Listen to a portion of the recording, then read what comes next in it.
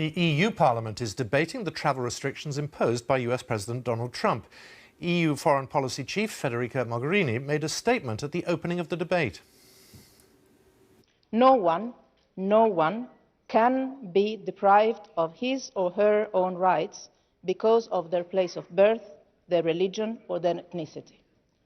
This is written in our constitutions, both in Europe and in America. This is who we are, this is our identity, this is something we cannot forget. Our European history has taught us to celebrate when a wall is torn down and a bridge is built. We learned from our own great but also tragic history that every human being is first and foremost a person with fundamental rights that cannot be put into question. Well, in the past few minutes, UKIP former leader Nigel Farage has defended Donald Trump's travel restrictions and accused the EU of being anti-American. I've no doubt that the events in the USA over the last few weeks have been a very profound shock to you. Perhaps you're right. You see, what has happened here is somebody has stood on a manifesto for election, got into office, and within 1 week said that he will hold faith with his own electorate. It is called genuine democracy.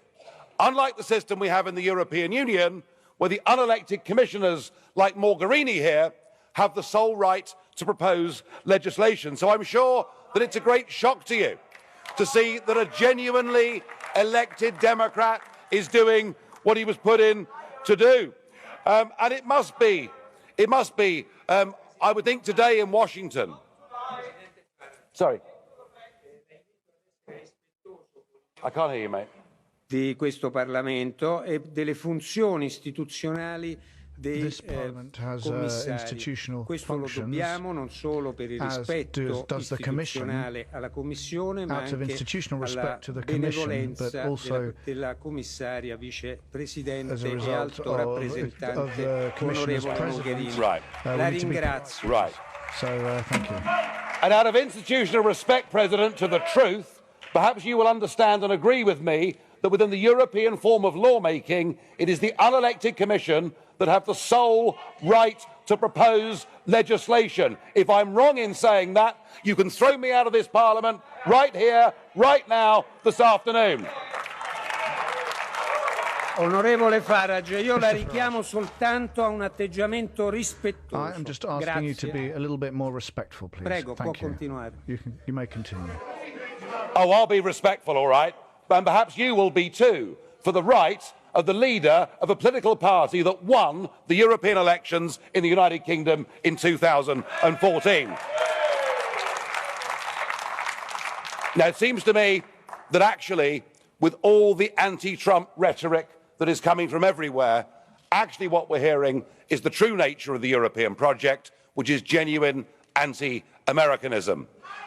Trump is motivated by protecting the United States of America from Islamic terrorism, whereas what has happened in this room and in governments around Europe is you have welcomed these people into your own homes. But can we please, just for a moment, look at the facts?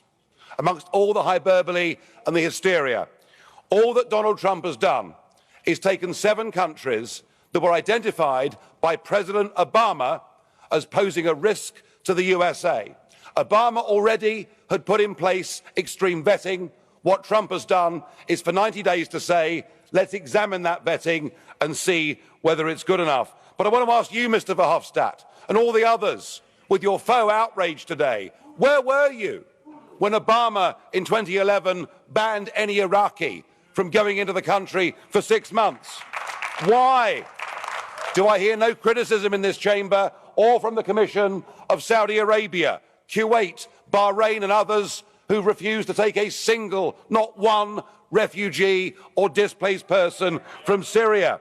And how can it be that on Holocaust Day, last Friday, not a single one of you criticised the 16 countries in the world that ban Israeli Jews from even going to their country on holiday? What is this hypocrisy? So perhaps what we need to do, Mr. President, and through you to the members, perhaps what we need to do is to be a little bit more constructive. All of us here say we're Democrats. Well, here's a chance to prove it. Let us invite President Trump to come here to this European Parliament. I'm sure as Democrats you'd all agree that what we need to do is to have an open dialogue with the newly elected, most powerful man in the world. And if you throw that rejection back in my face, then you prove yourself to be the anti-democratic zealots that I always thought you were. Well, we thought PMQs was lively today. It had nothing on that, did it? Let's talk now to our Europe correspondent, Damien Grammaticus, who is in Brussels. And clearly, tempers getting very frayed there, Damien.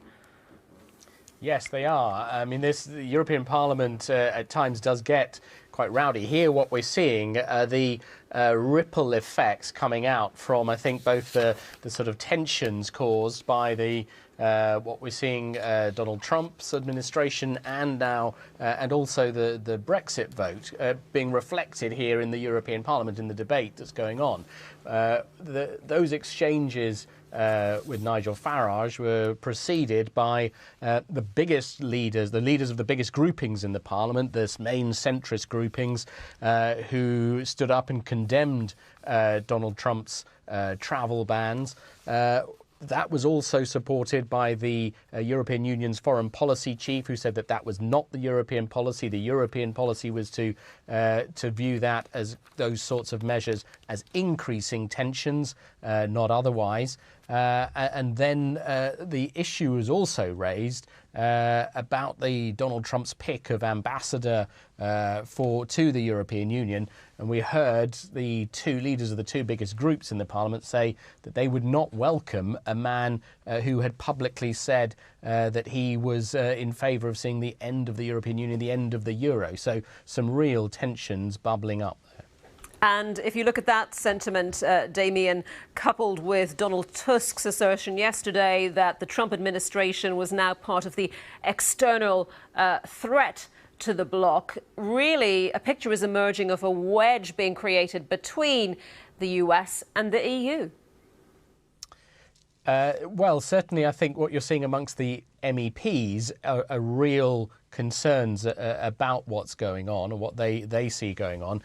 And the effect of that, too, is to draw in, as we saw Nigel Farage there, and the UK, because there was a pointed intervention from the leader of the socialist grouping who said that he had a message to Theresa May, which was to not, he said, become a Trojan horse for the United States in any efforts to try to break up the EU. And the leaders of the other groupings in Parliament rounded, the Liberal leader Guy Verhofstadt rounded on Nigel Farage and pointed to him and said, you are in close contact with some of the people in the Trump administration who push some of these ideas.